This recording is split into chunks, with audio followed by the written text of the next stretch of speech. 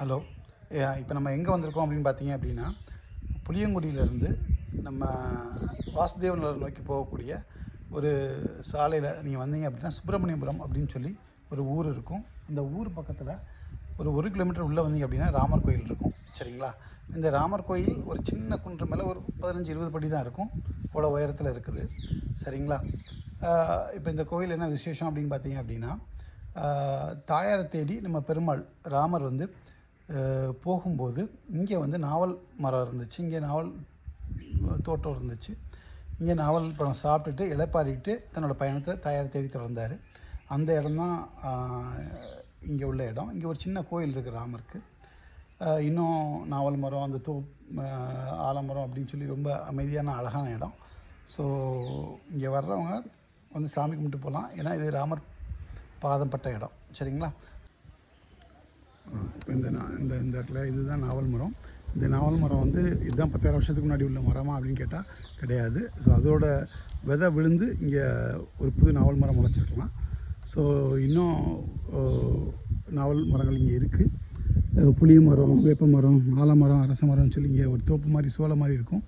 ரொம்ப அழகாக அமைதியாக இருக்கும் இந்த இடம் ஃபுல்லாக நீங்கள் பார்த்தீங்க அப்படின்னா.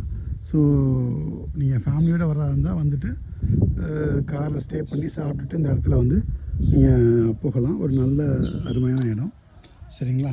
இப்போ இந்த சின்ன குன்று மேலே, இந்த குன்று மேலே தான் வந்து இது இருக்குது, கோயில் இருக்குது. சரிங்களா? இந்த இடத்துல மலை குன்று மேலே தான் வந்து கோயில் இருக்குது.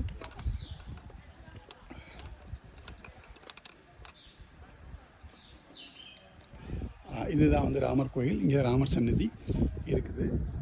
இதில் ராமர், தாயார், லக்ஷ்மணர் 3 பேருமே இருக்கிறாங்க. சரிங்களா? ஒரு சின்ன கோயில் தான் இது. பட் ஆனால் என்ன விசேஷம்னா, பெருமாள் இங்கே நேரடியாக வந்து இருந்துட்டு போனதுனால இந்த இடம் விசேஷம். இங்கே ஒரு சின்ன ஆஞ்சநேய கோயில் இருக்குது. சரிங்களா? ஸோ ராமபக்தர்கள் யாரெல்லாம் பார்க்கணுன்னு தோணுதோ பெருமாள் இருந்த இடத்த வந்து தரிசனம் செஞ்சுட்டு போகலாம். பட் தனியாக வர்றதை கொஞ்சம் அவாய்ட் பண்ணுறது நல்லது. ஏன்னா இங்கே வந்து பக்கத்தில் எந்த ஊரும் கிடையாது, மக்களும் அதிகமாக இருக்க மாட்டாங்க. ஸோ ஃபேமிலியோடு வந்தீங்கன்னா வந்து ஸ்டே பண்ணி சாப்பிட்டு போகலாம். லேடிஸ் இருந்தால் சொல்கிறேன், ஜென்ஸ் தனியாக வந்துட்டு போகலாம். சரிங்களா? இது இங்கே ஒரு பிள்ளையார் கோயில். இதுதான் வந்து அந்த இடம் சின்ன குன்று மேலே இருக்கும். சரிங்களா? படியெலாம் ரொம்ப உயரெல்லாம் கிடையாது, ஒரு 10 படி தான் இருக்கும். சரிங்களா? இந்த ஒரு சின்ன குன்று மேலே இருக்குது. ஓகேங்களா?